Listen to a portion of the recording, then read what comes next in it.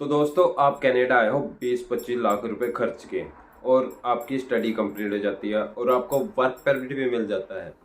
और फिर बाद में आपके घर पे एक लेटर आता है जिसमें लिखा होता है कि आपको इंडिया वापस भेजा जा रहा है। जी हाँ गाइस, उसमें लिखा होता है कि आपको इंडिया डिपोर्ट किया जा रहा है। तो आपको कैसा लगेगा? तो गाइस, आज मैं इस टॉपिक पर बात करने वाला हूँ क्योंकि ये एक बहुत ही ज़रूरी टॉपिक है आज के टाइम पे स्टूडेंट्स के लिए। क्योंकि यहाँ कुछ ऐसे स्टूडेंट हैं इन सब को डिपोर्ट किया जा रहा है और रीज़न सुन के आप हैरान हो जाओगे। ऑलमोस्ट सभी का रीज़न सेम ही है और वो रीज़न है कि उन्होंने अपने डॉक्यूमेंट वो एम्बेसी में फेक डॉक्यूमेंट लगाए हैं। जी हाँ गाइस, जो उन्होंने वीज़ा के लिए डॉक्यूमेंट अप्लाई किए थे वो सभी के सभी फेक थे। और मैं आपको बता दूं कि इन स्टूडेंट केस में कोई भी मिस्टेक नहीं है, सारी की सारी जो गलती है वो उस एजेंट की है जिनसे उन्होंने फ़ाइल लगवाई थी।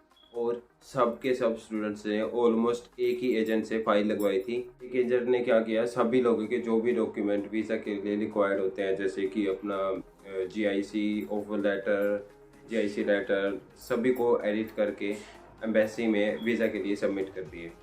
और अब किसी तरीके से आईआरसीसी को इस बात का पता लग गया। अब आईआरसीसी ने 2-3 साल बाद, जी हाँ गाइस, 2-3 साल बाद जिन जिन स्टूडेंट्स ने उस पर्टिकुलर एजेंट से फाइल लगवाई थी उन सबको डिपोर्टेशन लेटर उनके घर पे सेंड कर दिया, मतलब उनके घर पे भिजवा दिया। और गाइस अब क्या होगा, अब लाइक उन स्टूडेंट्स का जो भी फ्यूचर है वो तो मतलब बिल्कुल ही ख़त्म हो गया, वो मिट्टी में मिल गया।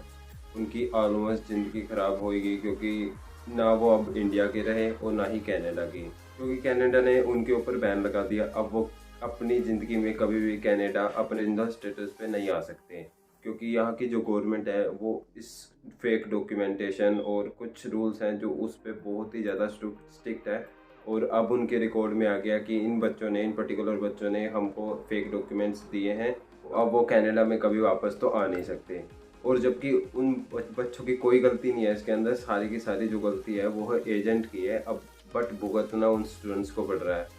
अब जो मेरा मेन गोल है इस वीडियो को बनाने का वो है कि उन आने वाले स्टूडेंट्स को वार्न करना, अवेयर करना, जो भी अभी इंडिया से एजेंट से फाइल लगवा रहे हैं या लगवा चुके हैं, कि वो मेक श्योर करें जो उनका एजेंट है वो एक तो है ऑथेंटिक, ठीक है, दूसरा मतलब कि वो बिल्कुल ही उसका अच्छा नाम हो, मार्केट में काफ़ी साल का एक्सपीरियंस हो, जिसको उससे पता हो कि कैसे डॉक्यूमेंट लगाने हैं, फेक डॉक्यूमेंट नहीं लगाता हो, मतलब बेसिकली पूरी मतलब अच्छी तरीके से जांच कर ले। एवी हाइप में आके किसी भी एजेंट का नाम चल रहा हो उसी से अपनी फाइल लगवा दे, या दोस्त ने कह दिया या किसी ने कह दिया, तो अच्छे से रिसर्च करे, खुद से मेक श्योर करे कि वो एजेंट सही हो और सारे के सारे डॉक्यूमेंट सही लगाता हूँ।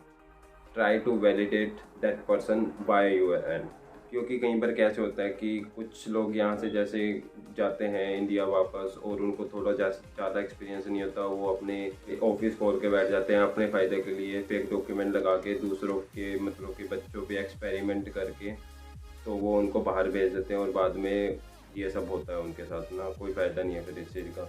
और फिर बाद में क्या पता आप भी इस सिचुएशन को फेस करना पड़े तब, और फिर आपको इंडिया में शुरू से अच्छे तरीके से स्ट्रगल करना पड़े ना। तो मुझे लगा कि ये बहुत ज़्यादा ज़रूरी बात है, आप सबके साथ शेयर करनी चाहिए। आप इतना पैसा लगा के यहाँ पे आते हो, इतना कोई लोन उठाता है, कोई कुछ करता है, तो और बाद में आपको ये डिपोर्टेशन वाली सिचुएशन फेस करनी पड़े ना, और आपकी मतलब कि ज़िंदगी ऑलमोस्ट ख़त्म होने पे हो, क्योंकि इंडिया में भी यार कोई काम शुरू से ही स्ट्रगल करना पड़ेगा, स्क्रैच से शुरू करना पड़ेगा, तो बहुत हार्ड हो जाता है। गाइस मुझे पता है कि डिपोर्ट होने वाले स्टूडेंट्स की इसमें कोई गलती नहीं है, बट सोचने वाली बात यह है कि जब वो कनाडा में एंटर हो रहे थे, तब वो जब लैंड किए थे, तब तब उनके किसी ने कोई लेटर नहीं देखे, तब कोई छानबीन नहीं हुई। कहीं ना कहीं गलती इसमें आईआरसीसी की है ना, हराने की बात है बहुत ज़्यादा। तब उनके पास कोई ऐसे टूल्स नहीं थे जिससे वो उनके फेक डॉक्यूमेंट्स को पता लगा सकते हैं। और अब 2-3 साल के बाद जब इतना कुछ हो चुका है यहाँ पे ना, उनकी स्टडी खत्म हो गई है, वो वर्क वीज़ा भी आ गए हैं, तब उनको ये सिचुएशन फेस करनी पड़े। तो इसमें मैं कहूँगा कि आईआरसीसी की कहीं ना कहीं नाकामयाबी है ना, कि उन्होंने तब वेरीफाई ना करने के बजाय अब किया, और अब स्टूडेंट्स को इस ये सब भुगतना पड़ रहा है जो ऑलरेडी इतना स्ट्रगल कर चुके हैं ऑलरेडी यहाँ पे, है ना। आप इसको गूगल भी कर सकते हो, इसमें यहाँ पे एक प्रोटेस्ट भी चल रहा है ओंटारियो में इससे रिलेटेड। बट अभी तक तो कोई सोल्यूशन इसका निकला ही नहीं है, और मुझे भी नहीं लगता कोई इसका सोल्यूशन निकलेगा भी, क्योंकि आईआरसीसी अपने रूल्स को लेकर बहुत ज़्यादा स्ट्रिक्ट है। और अब तो मतलब उनकी जो कि लाइक बच्चों की जो ज़िंदगी है वो ऑलमोस्ट ख़राब हो चुकी है। तो बट प्रे करता हूँ गॉड से ऐसा ना हो। तो चलो ठीक है गाइस, और राइट, आप भी अगर अपना वीज़ा वगैरह लगवा रहे हो या फाइल लगवा रहे हो तो मेक श्योर करना कि वो एजेंट ऑथेंटिक हो, सब कुछ ठीक हो, तो तभी उसको फाइल वगैरह लगवाना। So okay bye, thank you. इस वीडियो को ज़्यादा से ज़्यादा शेयर करें ताकि दूसरे बच्चों को भी ये ज़्यादा पता लग सके।